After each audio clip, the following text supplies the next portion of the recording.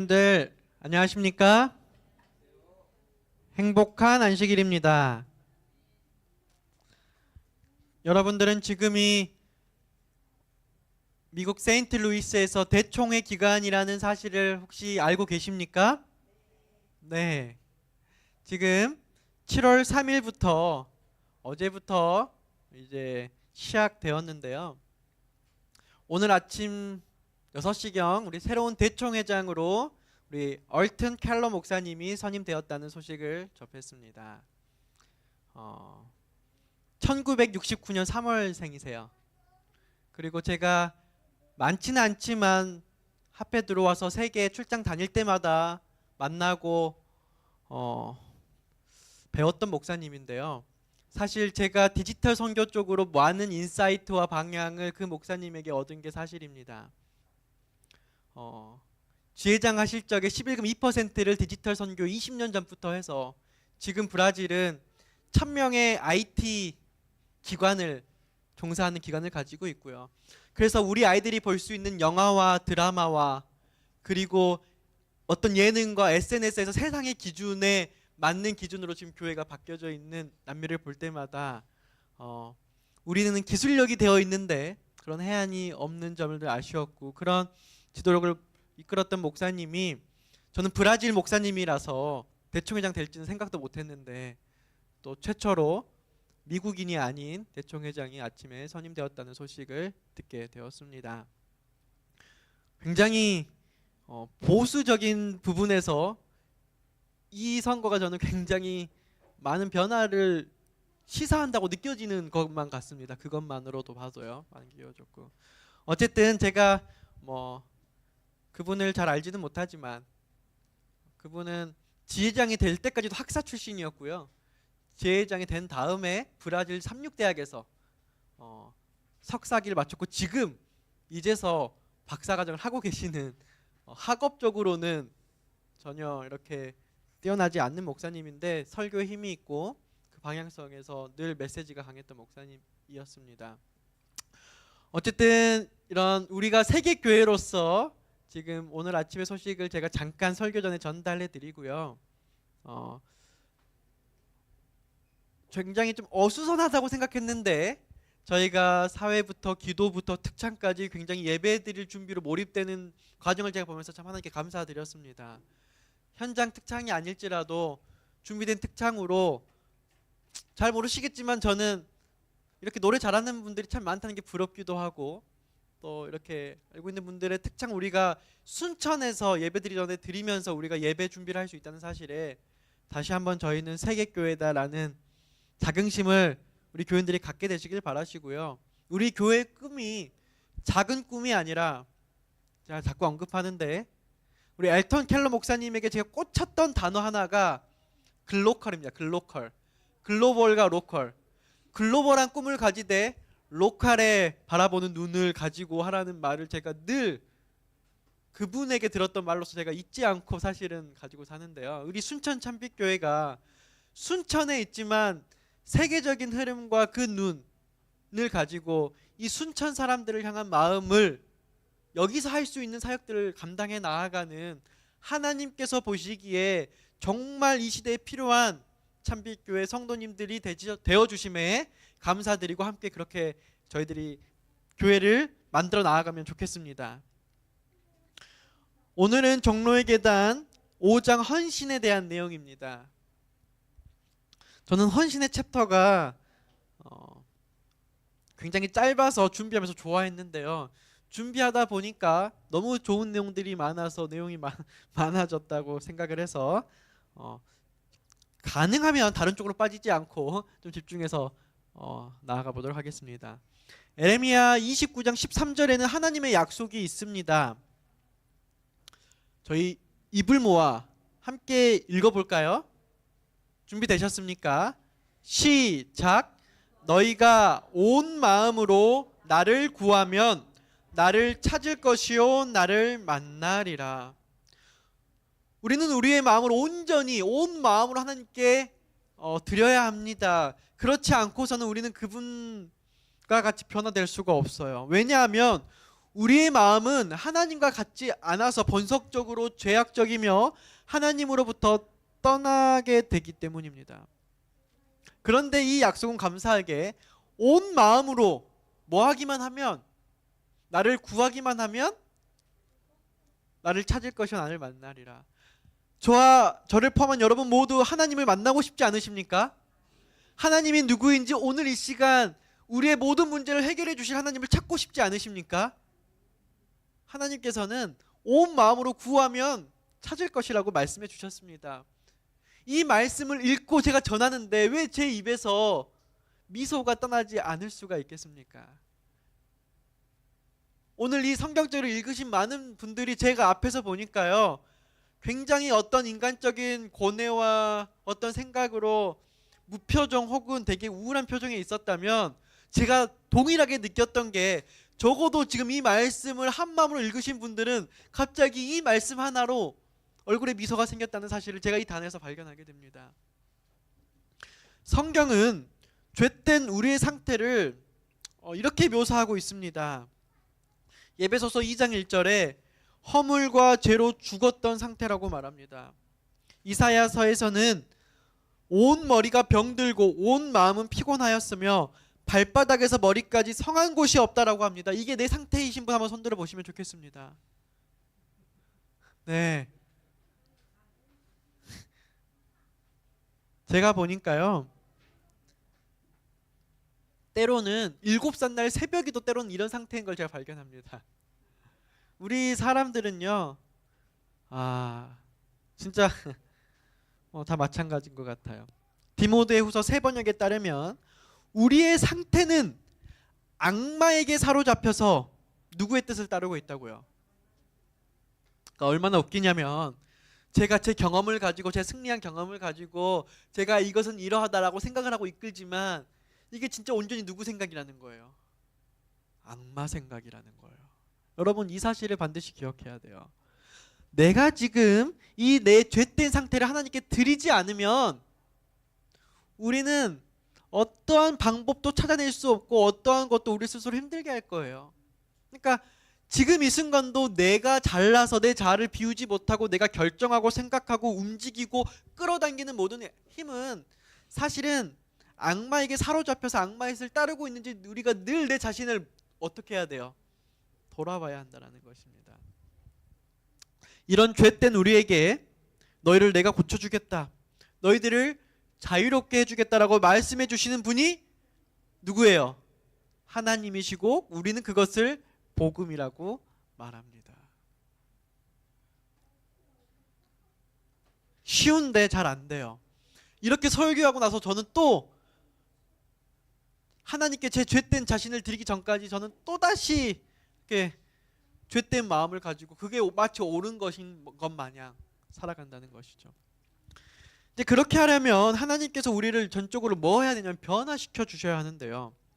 신앙의 경험은 그저 교회에 나오면서 교회 활동을 하고 교회 안에서 문화를 배우는 정도로 끝나는 것이 아닙니다. 그것은 우리가 비로소 새로운 욕망과 새로운 습관을 갖게 되는 것을 의미해요. 단순히 우리가 예배드리고 찬양하고 기도해서 변화되는 것이 아니라요, 우리의 마음속에 죄된 욕망이 아니라 새로운 욕망과 그것을 비롯한 새로운 습관들이 생겨나야 된다는 것이에요. 그것을 하나님께서는 변화라고 말해요. 너네가 변화할 것이요. 제가 여러 번 예로 설명드려서 변화라는 말이 나오면 여러분들은 머릿속에 뭐가 생각나야 돼요?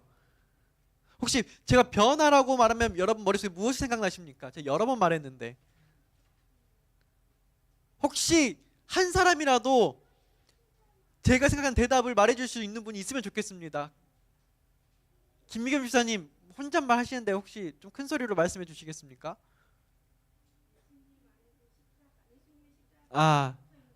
네, 정답이지만 제가 원하는 것은 아니었어요. 그런 거 아니에요. 그러니까 정답이 아니라는 게 아니라, 제가 여러분들에게 변화하면은 생각나고 싶어하는 어떤 이미지가 있어요. 그건 뭐냐면, 또 오늘 설명드린 거예요. 다음에 또 하면 또 물어볼게요. 한번. 변화는 우리가 그냥 변화라고 느끼면 애벌레 번데기가 나비가 되는 걸 변화라고 해요. 그러니까 성경에 나오는 변화, 메타포이아라는 이 단어는 맞을 거예요. 원어가 메타포이아. 제가 맞을 거예요. 메타포이아라는 말은 다른 말이 아니라 번데기가 나비가 되는 것을 말하는 거예요. 그러니까 완전히 바뀐 거예요. 완전히. 조금 뭐가 바뀐 게 아니라 완전히 바뀌어 버리는 거예요. 그러나 우리가 하나님께 우리 자신을 완전히 바치기 전에는 하나님께서 우리를 전적으로 변화할 수 있을까요? 없을까요? 갑자기 여러분들 보시기에 지승천 목사가 완전히 바뀌어졌어요. 그럼 뭐 했다는 증거예요? 제가 제 잘 하나님께 드린 거고 하나님께서 저를 전적으로 바꿔주신 거겠죠. 제가 보기에 우리 김영국 장로님이 완전히 다른 사람이 되었어요. 사람이 봤을 때는 분명히 김영국 장로님은 이런 사람이 이렇게 해야 되는데 뭔가 완전히 바뀌었어요. 그럼 그게 무슨 일이죠? 김영국 장로님이 하나님께 그 자아를 드리게 된 거예요. 그 결과인 거예요. 아무런 다른 게 아니고. 예. 우리가 구속의 대쟁투 속에서 살아가는 우리에게 있어서 우리가 싸워야 할 가장 큰 싸움은 어떤 싸움이냐면 우리의 대장 되시는 예수님께서 친히 사탄 마귀와 싸워주시는 이유가 있는데 그 이유는 뭘까요? 나 지승천이 사탄 마귀를 절대로 이길 수 없기 때문에 예수님께서 대신 싸워주시는 것입니다. 제가 어떤 경험을 했다 할지라도 제가 얼마큼 공부했다 할지라도 제가 정말 이 세상에서 그 누구보다 잘난 사람이라 할지라도 제가 누구보다 깨끗하고 흠결하게 살아가려고 제 스스로를 투쟁하고 살았다 할지라도 제 설교의 오류가 누가 와도 찾아볼 수 없을 정도로 제가 완벽한 설교를 못하지만 한다 할지라도 그런 저도 사탄을 이길 수 없기 때문에 예수님께서 사탄과 싸워주시는 이유라는 것입니다. 그러니까 사람 보고 실망하지 않았으면 좋겠고요. 극단적으로 이렇게 설명하는 게 아니라 우리가 사람 보고 예수님을 만났으면 좋겠습니다. 그러니까 저희가 사람 보고 실망하지 않았으면 좋겠고 예수님이 변화시켜 주신 사람을 보고 우리가 이 교회가 좋아서 사람들이 우리를 보고 이 교회에 오게 되었으면 좋겠습니다. 다른 말이지만 극단적이지 않고 이게 균형을 이룰 때 이것은 저희들에게 강력한 신앙을 유지할 수 있고 선교를 할 수 있는 무기가 되는 것입니다. 그래서 저는 극단적으로 말하는 사람들은 그렇게 그거를 막 수용하지는 않습니다. 뭐 제가 바꿀 수 없어서 이제 그렇게는 하지만 그러나 이제 우리가 사탄 마귀와는 못 싸우지만 우리가 싸워야 할 것이 하나 있는데 그것이 무엇일까요? 그것은 내 자아와 그러니까 저의 싸움의 대상은 다른 사람이 아니라 지승천인 것입니다. 그러니까 제가 누군가와 싸워서 이 교회를 변화시킬 수 있는 게 아니라 제가 저랑 싸워서 이 교회를 변화시킬 수 있고 저를 변화시킬 수 있는 거예요. 우리가 때때로 이런 사실을 인지한다면 하나님께서 참으로 행복해 하실 것 같아요. 우리 자신을 하나님께 드리는 것과 그분께서 우리의 마음을 완전히 지배하시도록 맡기는 일은 대단히 어려운 일이 맞습니다. 그러나 우리는 성령께서 우리를 다스리도록 맡겨야 합니다. 그렇지 않으면 하나님께서 우리를 새롭고 거룩하게 만들 수 없습니다. 사단은 우리가 하나님의 나라에서 합당하지 않는 무조건적이게 일들을 따라야 하는 그러한 종이 될 것이라고 속삭입니다. 아무런 설명 없이 굴복해야 합니다. 때때로 교회가 이런 권위를 드러낼 때가 있습니다. 요한계시록이 우리에게 말하는, 우리는 요한계시록을 가르치는 특별한 요한계시록의 기별이 있는 교회라고 해도 과언이 아닌데요.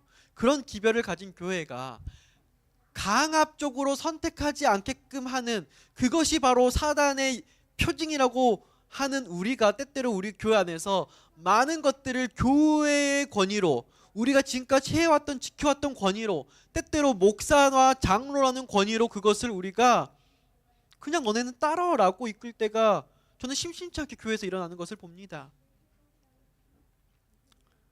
제가 감히 이 단상에서 말씀드리기로는 우리가 그것에 대해서 투쟁해야 됩니다. 그것을 우리가 막 한 번에 고칠 수는 없을 거예요. 그건 우리 인간에게, 우리 세상에 가진 우리의 죄된 성향이기 때문에요. 그러나 우리가 이것을 당연하게 생기는 것이 아니라 끊임없이 우리 교회가 그렇지 않고 어떻게 할 수 있을지 투쟁하는 성도와 지도자들이 필요할 것입니다. 왜냐하면 그것은 사단의 속삭임이지 하나님의 말씀이 아니기 때문입니다. 하나님께서는 이사야 1장 18절에 오라 우리가 서로 뭐하자? 변론하자라고 말했습니다. 저는 정말 우리 성도님들이 엄청난 지혜가 있다는 것을 깜짝깜짝 놀랍니다. 제 스스로의 경험 가지고 했을 때는 하지 못했던 것을요, 이분에게 이런 아이디어, 이분에게 이런 아이디어, 정말 모두가 다 하나님께서 해주시는 말씀 같아요. 오늘은 제가 또 들었던 이야기 중에 하나가, 우리가 모든 교인들의 이야기를 들어보는 시간을 가져보자. 제가 맞다는 생각이 들었어요. 못할 이유가 없는데 그걸 굉장히 어려워했었던 것 같아요.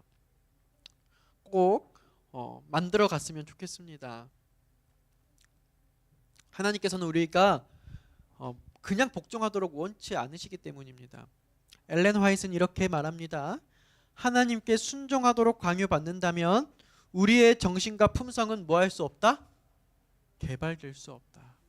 그러니까 우리도 마찬가지지만 우리가 우리 성도들을 강압적으로 우리의 관리대로 키워온다면 우리는 우리 교회 미래 지도자들을 키울 수 없습니다. 개발시킬 수 없어요. 우리는 기계처럼 될 것인데 이는 하나님께서 원하시는 바가 아니다.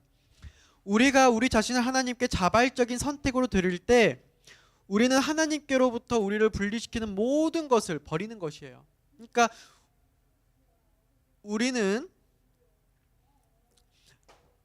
우리가 하나님께 우리의 모든 것을 헌신, 꼭 물질적인 헌신이라고 오해하지 않았으면 좋겠어요. 물질적인 헌신 당연히 따라올 것입니다. 우리가 내 모든 걸 다 할 때.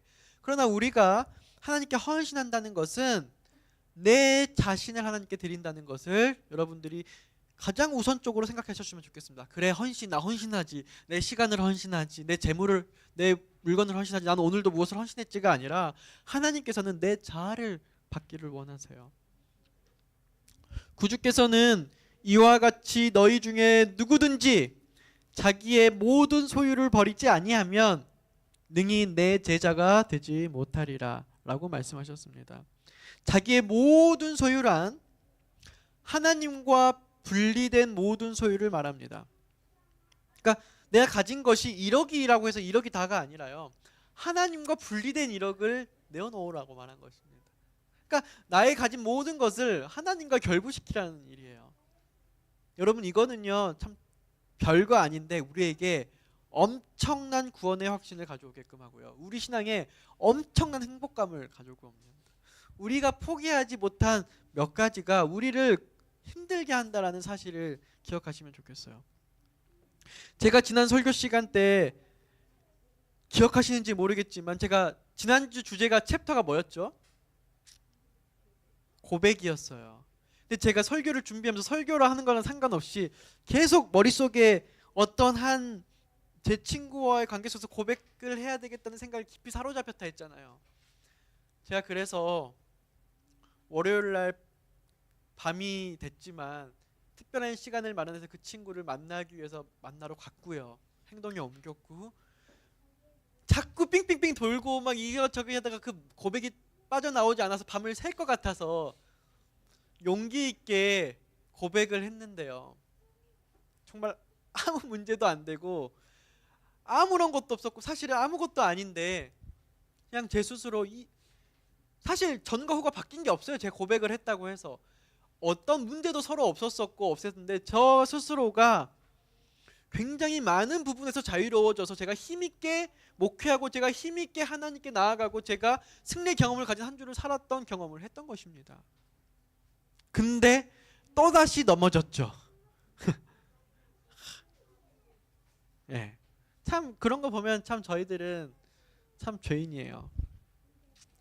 많은 사람이 재물을 숭배합니다. 재산에 대한 욕망과 돈에 대한 사랑 때문에 사단에게 붙들립니다. 또 어떤 사람들은 재물보다 명예를 더욱 갈망합니다. 사람들이 그들을 우러러보고 칭찬해 주기를 원합니다. 여전히 많은 사람이 염려에서 벗어나 편하고 이기적인 삶을 원합니다. 제가 좀 시간은 됐는데 한 동생과의 어떤 대화를 제가 좀 잊지 못합니다. 그 동생의 경험에 나온 고백이 이거였어요. 이거는 제가 한 동생에서 들은 얘기지 제가 공유하는 이유는 우리 모두의 고백이고 우리 모두의 이야기이기 때문입니다. 살아보니 얼마 안 살았어요. 20대 후반입니다. 살아보니 편하게 살고 이제 30살 됐겠네요. 편하게 살고 싶을 때는 예수님의 정신을 포기하니 사는 게 편해지더라.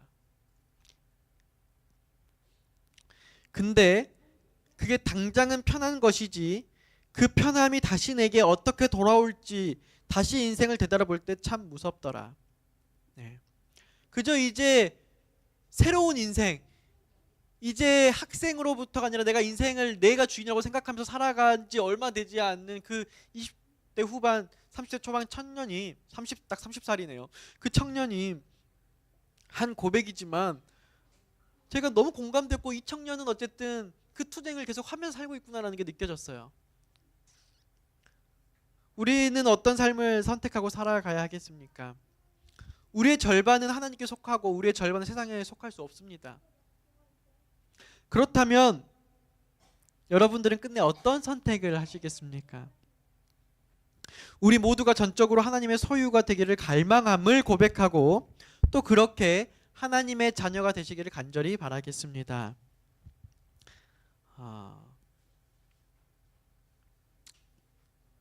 엘렌 화이트이 우리 정로의 계단에 글을 쓰시면서 어떤 부류의 사람들을 묘사했어요. 그런데 그 부분이 그동안 우리의 신앙이 아니었나 반성해 보게 되면서 제가 조금은 길지만 제가 빠짐없이 그대로 한번 읽어드리겠습니다. 어떤 사람들은 하나님을 섬기노라고 말한다. 그러면서 하나님의 도움 없이 그분의 율법에 순종하고자 애쓴다.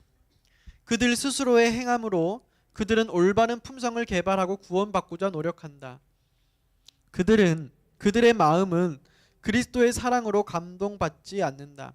그들은 선한 행동을 하려고 힘을 쓴다. 하늘에 이르려면 이를 행해야 한다고 하나님께서 요구하신다는 생각 때문이다. 그러한 신앙은 아무런 가치가 없다. 혹 저희 마음속에 저희는 워낙에 이거에 대한 설교가 우리 교회에서 많이 있어서 덜 할 것이라고 생각되지만 그러함에도 불구하고 여전히 우리 마음속에 이러한 신앙이 남아있다면 여러분 제가 감히 말씀드리기로 가치가 없다라고 제가 동의합니다. 아무런 가치가 없습니다. 교회 해가 되는 가치입니다. 내 신앙에 해가 되는 가치예요. 혹 내가 이런 신앙관념 속이 내 신앙의 한편에 계속 남아있다면 하나님께 철저하게 이것으로부터 자유롭게 해달라고 기도하시면 좋겠습니다.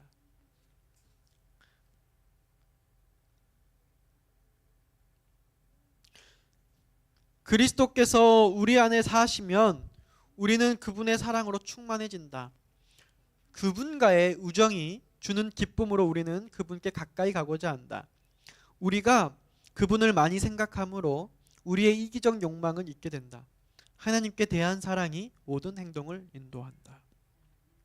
제 조심스러운 말이지만 지난 한 주간 제가 월요일, 수요일, 목요일 혼합에 상당히 많은 목회자들과 그룹 토의를 심화 토의를 많이 했습니다. 여러 가지 이야기가 나오는데 그 중에 한 가지 제가 좀 충격적이고 제가 목회에서 반드시 이 부분을 해결해야겠다고 생각한 게 뭐냐면요. 어떤 한 목사님이 혹시 교회에 우울증 겪고 있는 분 없으세요? 라고 물어봤어요. 특별히 우리 교회 지도자분들 중에 장로님이라든지 혹은 특별히 은퇴 이후나 어떻게 신앙이 오래되고 이제 시니어들에게. 그런데 생각지도 못한 것들이 많이 나왔어요. 근데 거기서 끝일 줄 알았는데 우리끼리 진단을 해보니까 많은 목사님들이요 아직 젊음에도 불구하고 내가 목회적 우울증을 겪고 있다라고 말하고 있어요. 난 내가 우울증인지 몰랐는데 내가 목회적 우울증을 겪고 있다. 교회가 성장하지 않아요. 열심히 하는데 교회에서 연합의 모습보다는 늘 싸움으로 그것을 막고자 지쳐 있어요. 늘 서로와의 정죄와 어떤 뭔가를 신선하게 해서 뭔가 신선하게 하지만 그것이 또다시 우리의 어떠한 신앙적 부재의 가치로 내 자아가 낮아지지 않는 게 목회자인 나부터 시작되고 있으면서 그것이 결국은 나를 해피하게 하지 않는다는 거예요. 그리고 이 교회 해피한 장로가 없고 해피한 성도가 없으니까 그 교회가 어떠한 진리를 가지고 사람들이 해피한 곳으로 오게끔 할 수 있겠냐는 거예요. 근데 그게 상당히 많은 교회라고 느꼈을 때 제가 우리가 현미 먹고 건강해지자, 운동해서 건강해지자라는 기별을 너무나도 많이 전했지만 그런 기별이 이미 세상도 가지고 있는 기별인데 우리가 현대인들의 질병, 정신질병에 대해서 얼마큼 신경 써왔는가. 정신질병에 대해서 이런 좀 고민을 해보게 되었습니다. 사랑하는 성도님들이시여, 제가 어떤 답을 내놓지는 못하지만요, 우리 교회가 현대인들의 정신적 건강 기별에 어떤 답을 줄 수 있고 어떤 도움을 줄 수 있는 교회가 되었으면 좋겠습니다. 물론 여전히 최선을 다해서 채식을 하고 그걸 못해서 그것을 부인해서 그 갈등이 남아있는 기별은 확실한데 도대체 이 교회는 어떤 기별이라고 성도들이 혼란을 주는 교회가 아니라 여전히 현미 먹고 여전히 건강을 하지만 여전히 아프고 우울하고 승리 경험이 없는 우리들을 객관화한 상태로 우리가 내려놓고 하나님께 우리의 어떤 모습을 받으시고 우리가 행복하고 건강한 기별을 우리가 현대인에게 전할 수 있을지 좀 더 폭넓은 고민을 할 수 있는 교회가 되었으면 좋겠습니다. 저는 개인적으로 거기 나왔던 모든 내용들을 날것을 정리해서 우리 교회 지도자들과 나누고 싶은 마음이 있습니다. 현재 이 시대의 호남 앞에서 많은 지도자들이 겪고 있는 실제 날것의 문제들이 정말 많았어요. 미리 고민하고 미리 기도한다면 교회에 분명히 살과 피가 될 것이라고 생각합니다. 사랑하는 성도님들이시여, 우리가 하나님의 사랑을 느끼고 있지 않습니까? 그렇다면 우리는 하나님, 어떻게 하면 우리가 최소한의 노력으로 순종할 수 있을까요? 라고 묻거나 생각하지 않을 것입니다. 이것은 세상의 법칙이고 나를 위한 기준에서의 생각입니다. 우리는 이러한 사고가 우리의 생각과 습관 속에 있어야 하는데, 하나님께서 원하시는 바를 원하여 모든 것을 다하여 최선을 다하겠습니다. 내가 최선의 헌신으로 하나님의 뜻을 맞추겠습니다가 아니라 제가 하나님께 모든 것을 다하겠습니다. 종로의 계단은 이렇게 말합니다. 그리스도인이라고 말은 하지만 그리스도를 향한 이런 깊은 사랑을 느끼지 못하는 사람들은 의미 없는 말을 늘어놓은 셈이다. 그러니까 저희 교회 안에 소그룹 활성화하는 거 정말 좋아요. 사실은 말하게 하는 건 정말 좋은데 의미 있는 말을 하게 하려면 저희가 하나님의 사랑을 깨닫게끔 하는 게 좀 우선시 될 필요가 있는 것 같아요. 그러면 정말 거기 나오는 말들은 저희를 회복하는 말들이 될 거예요. 이 말은 제가 주입식으로 어떤 성경 진리를 가르치라는 말이 아니에요. 우리가 날마다 내 자아를 내려놓고 하나님께 온전히 헌신하면서 나오는 그 감사를 우리가 나눌 수 있는 저희들이 되었으면 좋겠습니다. 정말로 사랑하는 우리 성도님들이시여, 우리의 의미 없는 말을 늘어놓는 신앙, 혹은 힘들게 꾸역꾸역 버티는 신앙, 그래서 고백하지 못하고 숨기고 있지만 내 스스로 신앙 안에서 정신적 우울증이 깊어지는 그런 신앙 말고 하나님의 깊은 사랑을 느끼는 그런 신앙을 통해 우리 함께 하늘 가시면 좋겠습니다. 평출, 현대화, 젊은 교회보다는 성도들이 하나님의 깊은 사랑을 느끼며 신앙하는 교회가, 저는 이 교회가 되었으면 좋겠습니다. 여전히 때때로 그렇지 못한 제 삶을 되돌아볼 때 진심으로 그러한 신앙으로 변화되는 것이 저의 참 소망입니다. 하나님께서 받으시는 것은 우리의 기쁨의 순종 그 자체입니다. 오늘의 이 예배가 안식일이니까 어쩔 수 없이 해야 하는 예배가 아니라 우리 임종화 집사님께서 기도해 주셨듯이 기쁨으로 우리 성도님들께 봉사할 수 있는 우리의 주여 온전케 하시는 하나님만 바라보는 그런 예배가 될 수 있음이 저는 그것도 하나님의 은혜라고 생각합니다. 그래서 하나님께 지금 이 시간 정말로 참 감사를 드립니다. 화인 여사는 이렇게 강하게 우리에게 생각해 볼 문제를 또한 던져주셨습니다. 우리가 그리스도께 모든 걸 바치는 것이 너무 큰 희생이라고 생각하는가? 우리는 그리스도께서 나를 위해 무엇을 주셨는가라는 질문을 해보아야 한다. 하나님의 아들은 우리를 구속하기 위하여 모든 것, 곧 생명과 사랑과 고난을 주셨다. 그처럼 큰 사랑을 받을 가치도 없는 우리가 하나님으로부터 우리의 마음을 돌이킬 수 있겠는가? 저의 생애의 매 순간 그분의 은혜가 주는 축복을 지금껏 받아왔음을 고백합니다. 영광의 주님께서 우리의 죄 때문에 우리를 사랑하셔서 주님 자신을 낮추셨습니다. 그렇다면 우리가 이기심과 더불어 싸우고 자신을 낮추어야 한다고 해서 하나님께 불평할 수 있겠습니까? 제 친구들이, 교회 다니지 않는 제 친구들이 저를 놀립니다. 우리 어머니가 사자 가진 직업을 하라 했는데 진짜 그 말이 맞았다. 의사, 변호사, 판사, 그리고 목사를 해야겠구나. 제가 경제적으로 너무 자유로워 보인다는 거예요. 근데 저는 그 말이 저희가 늘 어렵게 산다라고 생각을 했는데 돌이켜보니까 저처럼 제 30대에 저처럼 경제적으로 자유롭게 사는 사람이 없는 것 같아요. 다들 힘들어하고 저보다는 부자인데 그럼에도 불구하고 내 삶의 수준이 더 높지 않은가 생각을 해봤습니다. 금융적으로는 금융 문맹이라서 노후를 준비하지 못하고 수입보다 지출을 많이 하면서 사는 것 같지만 그래도 이 저에게 주어진 하나님이 주신 하나님의 금전 안에서 제가 큰 걱정 없이, 스트레스 없이, 고민 없이, 자녀 교육 고민 없이, 미래 내 집 걱정 없이 내가 남들에게 베풀고 내가 먹고 싶은 거 먹고 내가 사랑하는 사람들과 즐기고 하고 싶은 것 하면서 사는 친구들이 없더라고요. 저보다 부자인데도 늘 줄이고 모으고 그래서 내가 정말 사자들처럼 살고 있구나라는 생각을 해봤습니다. 그래서 하나님께 참 감사했어요. 사랑하는 성도님들이시여, 우리가 지금껏 받은 축복을 하나님께 감사했으면 좋겠습니다. 이것은 물질적 어떠한 지표적 축복이 아닙니다. 내가 누리는 축복입니다. 내가 누리는 축복이 그 어떤 사람들보다 부족하지 않다라고 제가 생각하면서 하나님께 진짜 감사할 수밖에 없습니다. 영광의 주님께서 우리의 죄 때문에 우리를 사랑하셔서 주님 자신을 낮추셨습니다. 그렇다면 우리가 이기심과 더불어 싸우고 자신을 낮추어야 한다고 해서 하나님께 불평할 수 있겠습니까? 그분은 죄가 없으셨습니다. 하늘의 왕자이셨어요. 하지만 우리의 처지를 대신해서 우리의 모든 죄를 짊어지셨습니다. 그런 분들에게 그러나 예수님께 우리가 제가 이것까지 바쳐야겠어요 라고 말한다는 것은 너무나도 양심 없는 말인 것 같아요. 하나님께서는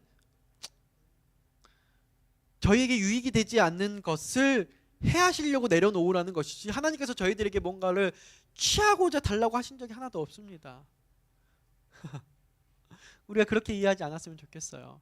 제가 저희 아들 새벽에게 뭔가를 취하려고 할 때 그것이 해가 될 것 같기 때문에 제가 잠시 그것을 제가 너 그거 그만 내려놔 라고 말하는 거지, 그거 안 돼 라고 말하는 거지, 제가 어떠한 것이 새벽에 탐나서 제가 어떻게 가져보려고 이렇게 달라고 한 게 없다라는 것입니다.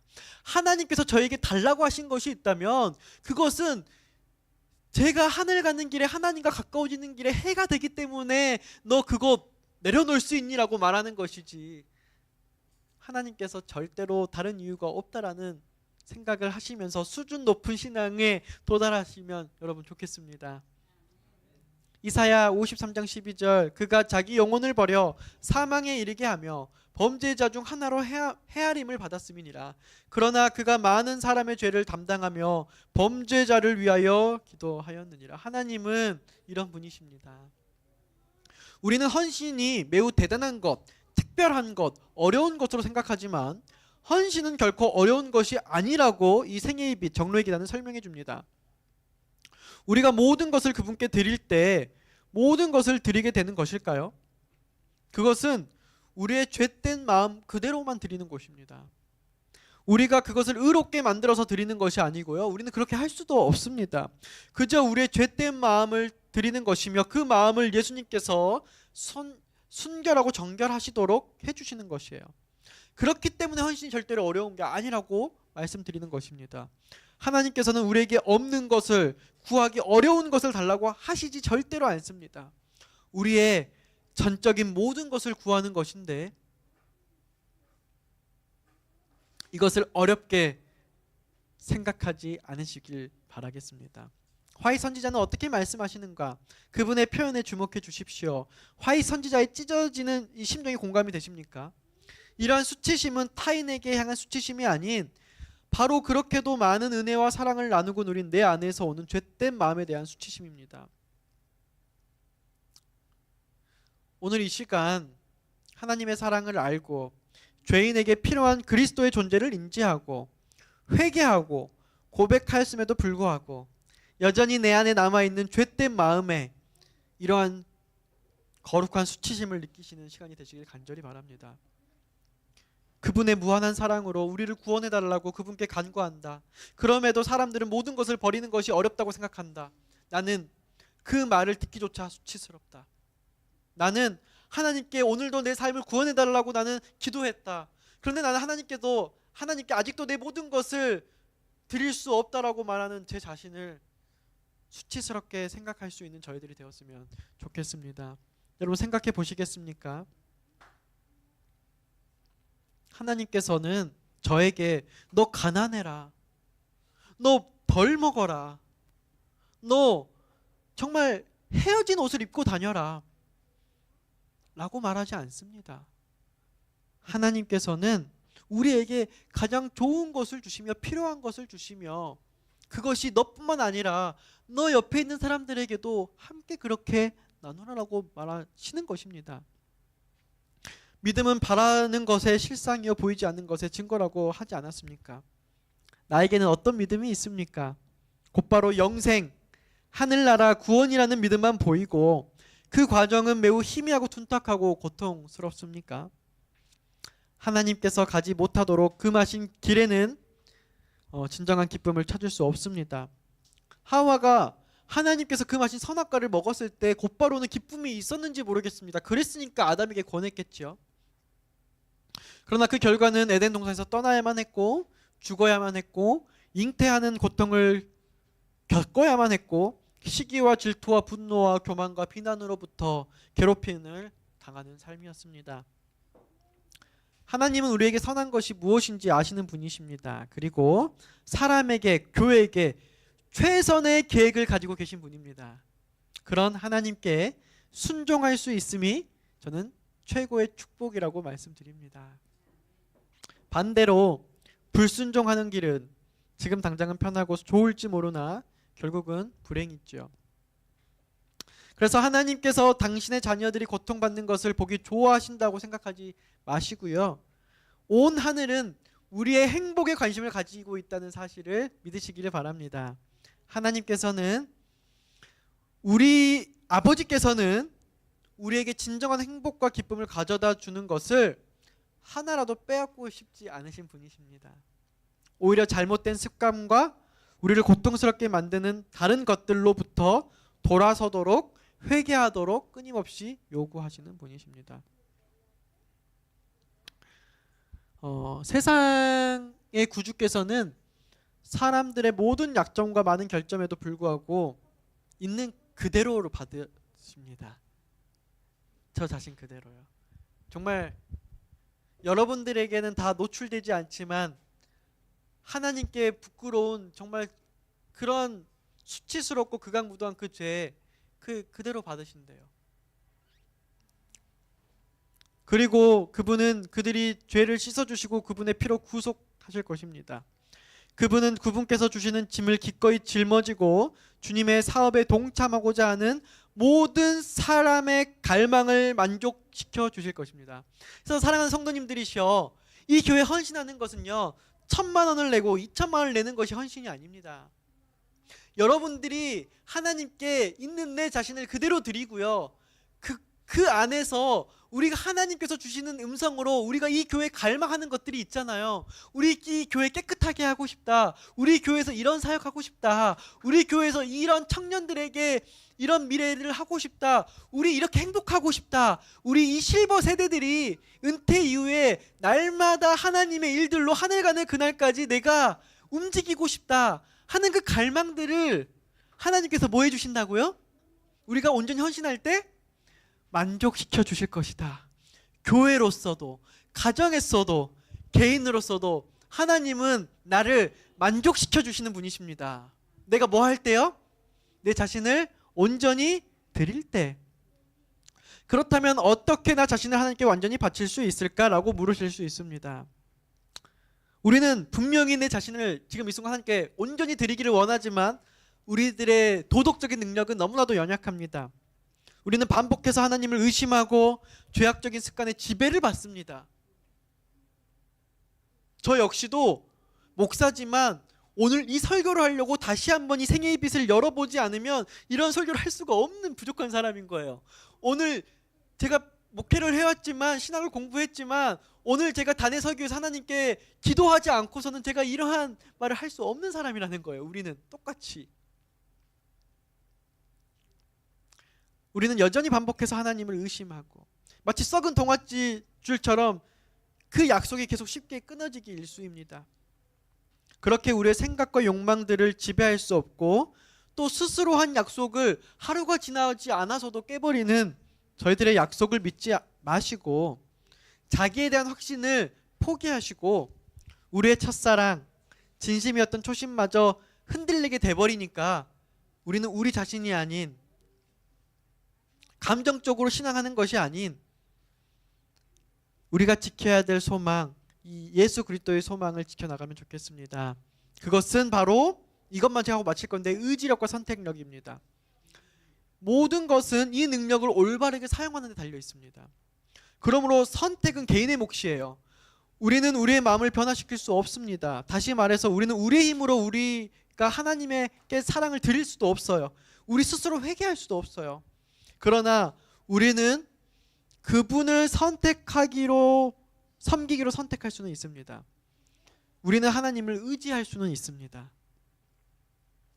그러면 하나님께서 올바른 길을 택하도록 우리를 도와주실 것입니다. 이 선하고 거룩하게 되고자 하는 바람은 옳은 일입니다. 그러나 거기서 그쳐서는 안 되고요. 그런 욕망이 우리에게 아무런 도움이 되지 못한다는 것을 깨닫고요. 많은 사람들이 그리스도인이 되고자 소망하지만 잃어버린 바 된 이유가 이것입니다. 그들은 의지력을 하나님께 온전히 드리는 그 지점까지 이르지 않는 거예요. 내가 하나님을 의지하는 그 지점까지 이르지 않는 거예요. 나는 하나님을 믿을 거야, 난 구원받고 싶어, 여기까지만 한 거예요. 그렇다면 내 의지력을, 나에게 조금 있는 그 의지력을 하나님께 드리는 거예요. 이게 실질적으로 뭐냐면은 오늘 제가 이걸 선택할까 이걸 선택할까 순간 생각이 들었어요. 그러면 여기서 내 이성보다는 하나님 이 선택을 하나님께 맡깁니다. 올바른 선택을 하게 해주세요 하고 그 말을 순종하는 거예요. 그러니까 진짜 이건 영적인 선택이에요. 사람들은 볼 수 없는 선택이에요. 그것으로 어떤 말이 나오느냐 안 나오느냐, 어떤 행동이 나오느냐 안 나오느냐가 거기서 결정되는 거예요. 하나님께서는 그 선택을 우리에게 요구하세요. 눈에 보이지 않죠. 하나님과 나의 관계죠.